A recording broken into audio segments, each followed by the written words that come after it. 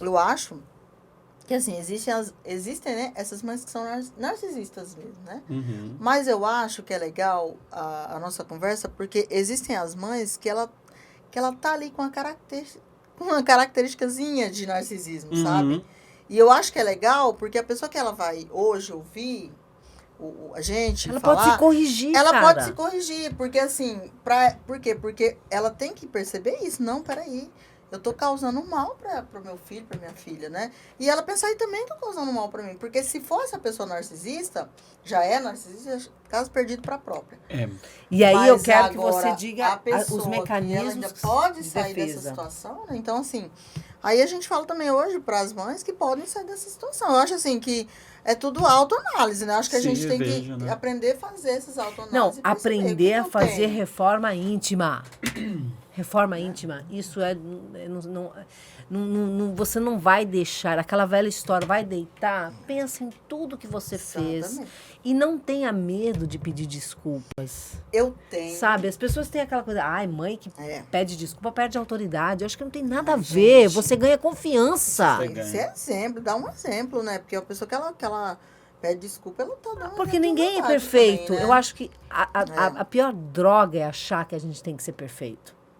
Exato. É daí que começa o desvio, entende? Eu tenho Mas- uma questão antes Fala de aí. você falar. Eu quero que ele fale dos mecanismos de defesa. Ok. Mas pode Então, falar esse da aqui questão. talvez dá certo também. Adoro. Aqui, Douglas, eu tenho uma pergunta para você com relação a essa mãe, por exemplo, que é a avó. Olha aqui um depoimento que a menina fala aqui. Minha avó dizia que se matava pela gente e que nossa mãe tinha nos abandonado, sendo que minha mãe foi trabalhar como babá e tinha de dormir no emprego.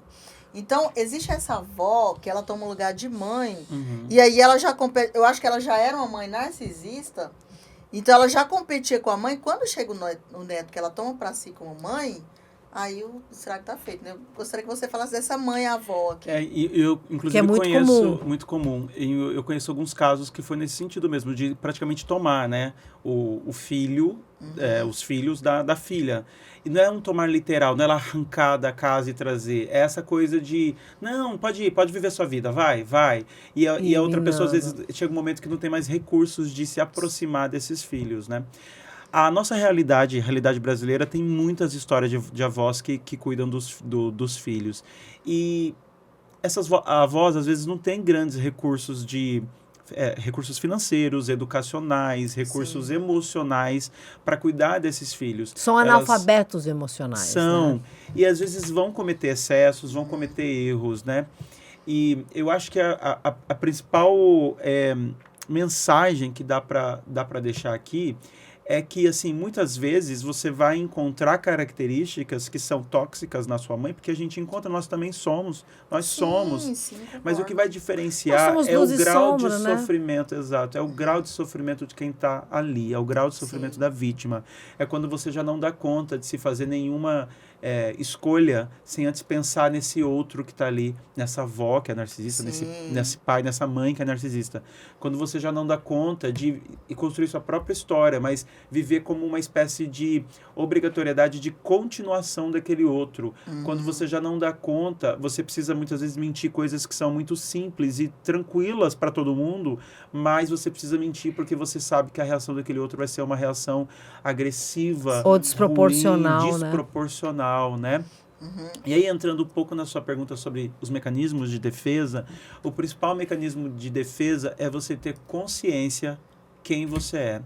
O que mais se combate um processo de relação narcísica, independente se seja de um namorado, um marido, da mãe, do pai, é quando a gente tem consciência o que nós somos. E o que nós somos? Aquilo que nós temos como desejo de vida, aquilo que nós gostamos, aquilo que faz sentido pra gente. Quando você tem consciência que você é um universo totalmente diferente do que seus pais são, que você não tem dívidas emocionais, Nem obrigatoriedade a nada. E assim, dívidas emocionais, quando você não tem, mesmo quando seus pais foram bons pais, Sim. é obrigação dos pais te colocar em boa educação, te Sim. proporcionar conforto, te proporcionar oportunidades. É a obrigação dos pais.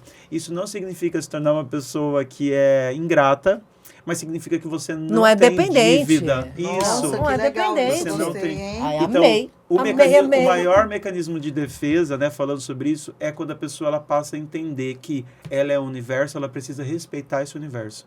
Quando ela Ah. passa a desenvolver esse autorrespeito, eu me abraço. Essa autorregulação, Isso. né? Pronto, tá feito o trabalho todo.